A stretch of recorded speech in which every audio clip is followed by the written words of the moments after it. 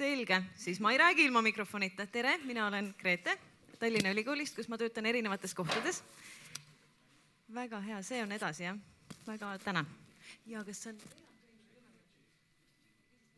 Väga armas. Nõndaks. Ja kui Rene rääkis sellest, mida inimesed päriselt teevad, siis mina räägin sellest, mida nad tahaksid teha. Ja on selline kitsas grupp nagu ettevõtjad, keda küsitleti ja keda küsitletakse veel. Ja need andmed, mis küsitluselt kogunesid, annavad siis aimu sellest, mida nad arvavad, need samad ettevõtjad, kes siis vastasid, sellest, mis Peatänaval praegu hea või halb on ja sellest, mida nad tahaksid seal näha, milline nende visioon on. Kas siin on praegu mõni Peatänava küsitlusele vastanud ettevõtjatest kohal? Väga tore. Nüüd te näete, kuhu asetuvad teie vastused teiste vastajate kontekstis. Siin viibijatest olete ainuke, aga nagu te näete, siis see küsimustik saadeti umbes 250-300 ettevõtjale ja alustas 124 vaprat, lõpuni jõudis ilma vist suurema vihata 93 vastajat. Ja minu küsimus loomulikult on vinguda selle kallal, et äkki meetodites on meil mõni mure, et me ei tea, miks mingid inimesed ei avanud seda küsimustikku, ei vastanud sellele hoolimata korduvatest kutsetest. Ja probleem on see juhul, kui nad kuidagi on süsteemselt erinevad kõigist nendest, kes vastasid. Et seda me täna ei tea. Edaspidi muidugi võib neid veel enam närvi ajada, küsides neilt näiteks, miks te ei vastanud. Et me teame, et ei vastanud, aga vastake nüüd sellele, miks te ei vastanud. Ja siin tegelikult ei ole teada, mis need vastusevariandid on, aga mõned on näiteks need, et nad usaldavad teid või et neid ei huvita see või siis, et mis on ka suhteliselt sage, et ma ei usu, et minust midagi sõltub. Aga õnneks oli ka neid, kes uskusid, et neist sõltub midagi. Ja kui nüüd vaadata, et nüüd püüda natukene võtta maha seda hirmu, et see valim ei ole korrektne, siis meil on uuritud 3 parameetrit nii-öelda, kui võiks öelda, et ettevõtjatel on sotsiaaldemograafiline profiil, siis kus need ettevõtted elavad, kus need ettevõtted asuvad, on näha, et Narva maantee on siin natukene rohkem esindatud, aga üldiselt erinevad piirkonnad. Jaa, tohib.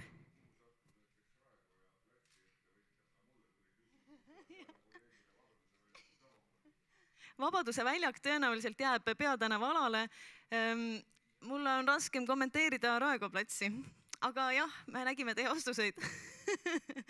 Et mina küll neid välja ei saatnud, aga iseenesest Peatänavana vist defineeritakse ka seda ümbritsevaid piirkondi ka. Aga tõsi, see võib natukene ähmastada pilti ja siin on kohe näha, kuidas veel pilt on selles mõttes ähmastunud, et me küsisime, et kes te siuksed olete ja näha, et enamus tegelasi on muu, ehk siis on esindatud terve suur plejaad igasuguseid valdkondi. Ma ei tea, kas te näete sealt tagant lugeda. Näiteks kõige suurem plokk on kaubandus, aga siis on veel terve hulk neid tegevusvaldkondi, millest meil ei olnud aimugi küsitledes. Võiks küsida, kes nad sellised olid. Nad siis tegelesid finantsiga, ärindusega, õigusega, mõned lahutasid meelt ja tõepoolest esines linna ametiasutusi päris suurel hulgal ja ka mõned tegelesid riigivalitsemisega. Nii et tõepoolest siin sees ei ole ainult ettevõtjate andmed, on natukene laiemalt. Nii et üldine pilt on siis, mida neile välja pakuti selline ja siis see nii-öelda muu, mis on väga suur hulk, defineeris ennast niimoodi. Nii et need on siis need, kes sellele küsimustikule vastasid. Ja natukene valimist veel, kui palju nemad teenivad. Ka siin me tegelikult ei saa päris öelda, et see on normaaljaotus, kuna need vahemikud selles mõttes ei ole ju võrdsed, aga nad võiks defineerida, et pisikesed, keskmised ja siis natuke vähem keskmised ettevõtted. Ja siis nende abil me võime siis umbes, kui me tahame näiteks aru saada, kes, kuidas, mida vastas, siis me võime vaadata hiljem üksikute vastuste kaupa, et kuhu sellisesse sektorisse nad kukkusid. Et see võiks olla tegelikult põnev ja oluline, kui me tahame aru saada, et keda täpselt need vastused siis nii-öelda eri tüüpi vastused võiksid esindada. Kui me tahaks nii-öelda taga ajada selliseid kas vastu või poolt olijaid. Ja mida nad siis tahavad, kui neilt küsida, mida te tahate, mida teha Peatänava liiklusega, siis me näeme, et siin on 2 gruppi, kes arvavad, et vähem liiklust oleks parem, aga nagu on näha, siis küsimus ei olnud esitatud välistavalt. Ehk siis sai vastata mitut erinevat vastusvarianti, mis ei ole väga tore andmete tõlgendamisel. Edaspidi me niimoodi ei tee, on ju. Et me näeme, et tõenäoliselt see 28 ja see 19, nad võivad osalt sisaldada samu inimesi. Ehk siis me ei saa neid liita praegu, et mõelda, et näete 50% on nagu omad joped, et tahaksid, et autosid oleks vähem. Ja mida vastasid need, kes soovisid täpsustada, 21%, siis tasub tähele panna, et 12 vastajat, mis on siis 10% kõigist nendest, kes sellele küsimusele vastasid, 114 vastas sellele küsimusele, et üsna paljud jõudsid siiani. Et oli siis mure autoliikluse vähenemise pärast. Ja tasub siis vaadata, küsimused on siin esitatud nii-öelda vastamise sellises järgnevuses, et autoliikluse fänne läheb kogu aeg vähemaks. Et nad vist väsivad ära küsimustiku käigus. Aga, ja teine probleem siis tegeles ka liiklusega, nii-öelda autoliiklusega ehk siis parkimisprobleem. Ja alles ainult vist 2 vastajat selle küsimuse kontekstis tõi välja jalakäijaruumi teemad. Aga nagu näha, see polnud ka oluline, sest nad olid siin juba ära valinud, et nii-öelda natuke teistsugune linnaruum võiks olla oodatav. Nii, rahulolu, ilus normaaljaotuslik rahulolu näitaja. Tundub, et enamus ei ole siiski tahtnud, või mitte enamus, nii ei saa öelda, aga kõige suurem grupp ei ole tahtnud väga midagi öelda, ehk siis nad on jäänud keskele, me ei tea täpselt, kuidas keskmist tõlgendada, aga kuidas nad seda vastust kommenteerisid, siis siin hakkab läbivalt, läbi paljude tabelite, nagu te nüüd näete, sageduse järgi välja grupeeruma kõige suuremad mured. Et need, kes võtsid tippida vastuseid, ütlesid suhteliselt sarnaseid asju väga erinevas sõnastuses, aga kõige suurem vabavastuste protsent siis puudutas jalakäijaruumi, jalgratturiruumi. Ja siis edasi juba räägiti sellest, et linn on ilmetu ja kole, puid ei ole ja nii edasi. Ja siis on tegelikult nii-öelda teine grupp, kellel on tõenäoliselt kvalitatiivselt erinev nägemus, et kes siis arvavad, et halb on see, et autoga ei saa piisavalt lähedale igale poole ja et linn sureb seetõttu välja, linnaelu, kaubandus ja nii edasi. Ja protsendid on iga kord siis nii-öelda sellele küsimusele vastanutest, ehk siis siin vastas 111 ja seda tuleb niimoodi tõlgendada, et nendest, et mitte kogu valimist. Nii, kõige suuremad probleemid. Jälle ülekaalukalt võidab parkimiskorraldus. Ja kui nüüd paluda seda vastust kommenteerida, inimesed, ma lasen seda endasse võtta võib-olla veidikene, et jalakäijate temaatika, jalgratturite temaatika on võib-olla suhteliselt vähem esindatud siin. Aga kui nad nüüd seda vastust said kommenteerida, siis jällegi kõige enam räägitakse jalakäijaruumist, koledusest ja teistest ligipääsuprobleemidest, et siin nagu vabade vastustena ei domineerinud autojuhi mured. Ja kui nüüd küsida, et millega nüüd selline ainult vaba vastu selline küsimus, millega peaks tegelema esmajoones, mis on kõige suurem probleem, siis näe, üllatust, kõige suurem probleem jalakäijaruum, tõrjutagu autosid eemale, võetagu neid vähemaks, 19 inimest arvas niimoodi. Kohe teisel kohal auhinnalisel on parkimisprobleemid ja siin tulevad välja sellised hästi vahvad nagu vastuolulised probleemid, et parkimiskohti peab olema rohkem ja nad peavad olema samal ajal odavamad. Et see on siis võib-olla füüsikaliselt ei ole võimalik. Ja siis lisaks tuuakse välja päris paljusid muid asju, kusjuures neid vastuseid, mida esines ainult ühe korra tabelis ei ole, sest nad aegsid pildi liiga kirjuks, hoomamatuks. Et tegeldi ka näiteks sellega, et Tallinna linna kanalisatsioon ei vasta tegelikult tänastele tingimustele. Aga üldiselt jah, soovitati siin ka seda, et koguge ideid edasi ja oli ka neid, kes ütlesid, et vaadake laiemat konteksti, et ainult see tükk, et seda ei tohi üksi muust linnaruumi kontekstist lahus analüüsida. Aga tõepoolest siis jalakäijaruum on olnud siin esiplaanil ja siin ma olen võtnud jalgrattad tegelikult eraldi välja, et see võiks ka siis sellesse esimesse plokki minna. Jällegi sama küsimus nüüd täpsemalt, et jalakäijaruumist on juba nii palju nad ise rääkinud, aga nüüd on siis küsitud seda otsesõnu. jällegi ilus normaaljaotus, mis ütleb meile võib-olla vähe, aga et siis kui nüüd küsida, et noh, et siin oli hulk inimesi, kes ei ole pigem rahul jalakäijaruumiga ja siis neid, kes on väga rahul, on samuti. Aga et kui siis ilmselt võiks arvata, et need, kes on vähem rahul, midagi siis ütlesid, siis tõepoolest 34 inimest, number läheb suuremaks, arvas eri sõnastuses ja eri põhjendusi välja tuues, et jalakäijaruum on probleem. Ja siis on ka see grupp visaviisik, kes ütlevad, et kõik on hästi, et ärge muutke. Ja mida siis seal jalakäija lõues teha? Ka seda küsisime, et millised need võimalused on ja siin on näha, et tegelikult neid, kes on natukene rohkem rahul kui natukene vähem rahul, on päris palju võrreldes neid osakaale. Aga et kui nüüd küsida, et mis te muudaksite ajaveetmisvõimaluste osas, siis terve hulk inimesi pakub erinevaid lahendusi, erinevaid selliseid võtteid, kuidas teha avaliku ruumi mõnusamaks, vaadata rohkem erinevaid kasutajagruppe, vaadata lapsi, vaadata noori, võimaldada istuda ja mis on väga kihvt, mis mulle nagu meeldis, mis seostub Rene ettekandega otsapidi, on see, et on vähemalt üks ettevõtja, kes tajub linnaruumi Rotermannist kuni Estonia teatrini ühe sellise võimaliku jalakäidava tervikuna. Et üks tegelane ütles süstemaatiliselt läbi mitme küsimuse, nii et see jäi mulle hästi meelde, et ühendage need visuaalselt või nii-öelda ruumiliselt ära. Et tehke selline läbitav, mõnus ruum, et tõepoolest, et kui need tänased lahendused oleks teistsugused, siis need inimesed liiguks tõenäoliselt hoopis teisi trajektoori pidi ja on kihvt, et inimesed nagu tajuvad seda potentsiaali linnaruumis. Ja jällegi, oh imet, terve hulk inimesi arvas ka seda, et ruum ei arvesta jalakäijaga. Ja siis on need inimesed, see on nagu lahe, et nad ise on ettevõtjad, aga nad ütlevad, et nagu ei ole söögikohti, et siis kivi teiste ettevõtjate kapsaaeda.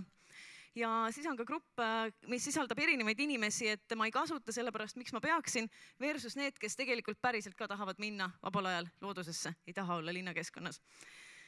Ja siis loomulikult siin on välja toodud ka üks konkreetne vastus, on see grupp taandunud nüüd praeguseks 4, kes ütleb, et ärge muutke, praegune peatänav on hea ja see ei olegi mõeldud jalakäijatele. Ja nüüd on, selles mõttes te olete juba ära harjunud normaaljaotust nägema, et siin enam ei ole normaaljaotust, kas te oleksite rohkem õues? Jah, oleksime, ütlevad väga paljud, nii et see võiks eeldada, et see on ka normaaljaotustik, ta ei ole ja see on, ma arvan, väga kõnekas. Ja mis puhul te oleksite, kuidas te kommenteeriksite, siis selle peale vastati, et tõepoolest jälle, oh imet, jalakäijaruum on see, mis tänast väljas olemist piirab. Ja siin on jälle mõni väljavõtte päris vastustest, et tõepoolest, kui ma peaksin parkima kaugele, siis ma ometi sellisesse kohta küll ei lähe. Ja siis on ka grupp, kes arvab, et ajaveetmiskohti on isegi juba liiga palju, aga nagu näha, neid vastuseid on juba päris vähe, inimesed on juba ära väsinud. Ka teie olete nüüd väsinud juba tabelitest, teil on tabeliväsimus, siis üks küsimus, esitame vastuse siis ka lihtsalt kvalitatiivselt, et kuidas inimesed on rahul haljastusega, vastus, mis haljastusega. Et üsna palju oli siis neid, kes siis arvasid, et on raske arvata midagi asja kohta, mida ei ole. Ja see on ka kõnekas, sest teda ju on, aga ta ilmselt ei vasta sellistele piisavatele kriteeriumitele, et teda tajuda. Ja jällegi, mida siis muuta, kui oma asutuse läheduses oleks võimalik muuta? Oh imet, inimsõbralik linnaruum, rohkem jalakäija ja rattaruumi ja samuti ilu. Ja nüüd on alles ainult 3 neid, kes tahaksid, et asjad jääksid samaks. Et see on hästi ilmne ja tavapärane, et igasuguseid andmeid vaadates me enne juba teame, et seal sees on erinevad grupid, kellel on erinevad vajadused, erinevad soovid, aga see analüüs ilmselt annab võimaluse aru saada, et kui palju, mis need osakaalud umbes on, kes nad umbes on. Ma rääkisin tegelikult ka neid nii-öelda autosõpru, et enamus neist on Viru väljaku piirkonnas, aga rohkem ma nende kohta midagi ei ütle. Ja võib-olla aitab see siis paremini kommunikeerida, kui me saame aru, mis neile tegelikult probleemi valmistab, et siis me saaksime sõnumit paremini sõnastada ja öelda, et mis nendega siis tegelikult selle muudetud linnaruumi puhul võiks hakata juhtuma. Ja mis on nagu tore, et miks ma näitasin hästi palju sama tulemust, et läbi eri küsimuste küsides tegelikult kogu aeg grupeerusid välja kindlat tüüpi vastuseid, mida oli kõige rohkem, vähemalt selles valimis. Et mingis mõttes see muudab selle küsimustiku reliaabluse väga suureks. Et siin klassikalist sellist reliaabluse kontrolli ei saa teha, aga teatud mõttes see tekkis, et me võime mingis mõttes pidada seda usaldusväärseks, et see vastus, et jalakäijaruum on oluline, ei olnud juhuslik, kogemata kirjutatud, uitmata, vaid see tuli läbivalt.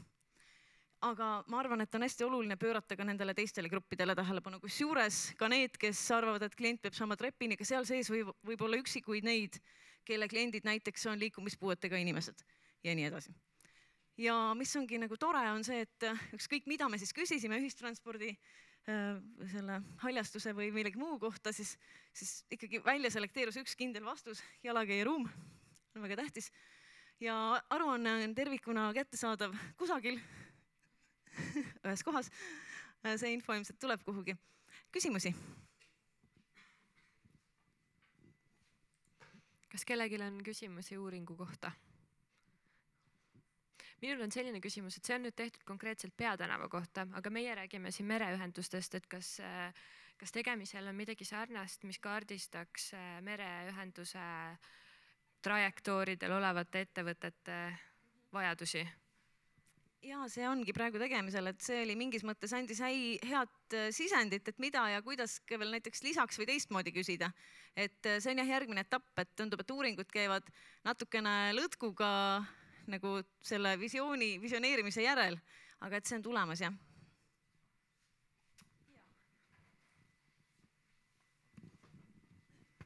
Küsin ka, et praegune uuring on tehtud siis ettevõtjate kohta, aga Peatänava ääres elavad ka inimesed, kas neilt võiks midagi küsida ja mis võiks sellisel juhul olla tulemus, et mida nemad arvavad läbivast autoliiklusest? Aitäh, see oli ka tegelikult üks minu aruandesse pandud soovitus, et tegelikult kes on veel need kasutajagrupid, keda niimoodi eraldi võiks uurida, et ettevõtjad kindlasti on hästi põnev, oluline, vajalik grupp. Aga et kunagi siit tuli välja, et on terve hulk inimesi, keda nagu üldse seal kesklinna areaalis me ei näe. Me tegelikult ei näe nagu sisukalt aega veetvaid noori ja lapsi väga palju, kuigi seal on palju koole. Ja et samamoodi elanikud, võib-olla siis eri vanusegruppides inimesed, et tegelikult mis on nagu nende sisend, et ma täitsa arvan, et kui vähegi selleks ressurssi on, siis mingitel viisidel neid kindlasti tuleks uurida ja samamoodi erinevalt liikuvate inimeste vajadused. Võib-olla peaks eraldi küsitlema neid samu jalgrattureid näiteks. Tiit soovis kommenteerida.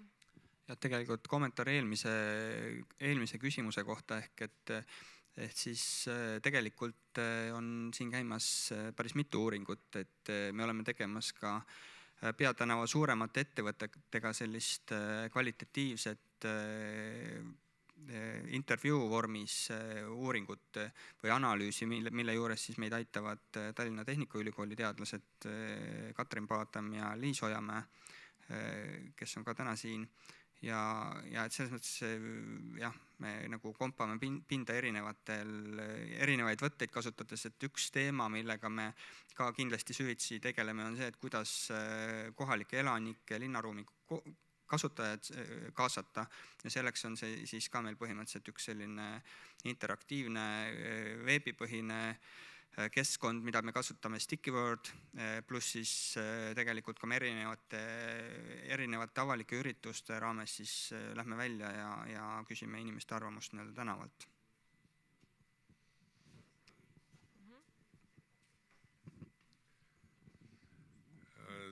Te neid ankeete saatsite paarisajale, eks ole. Et kui palju selliseid ettevõtteid on nad siis kohvikud või advokaadikontorid või mis tahes Peatänava all või Peatänava ääres üldse on? Lugesite nad üle kokku?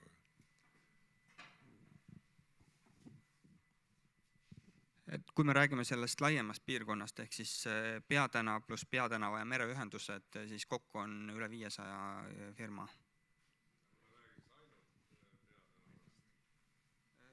Umbes pool. Selge, aga siis aplaus, Grete.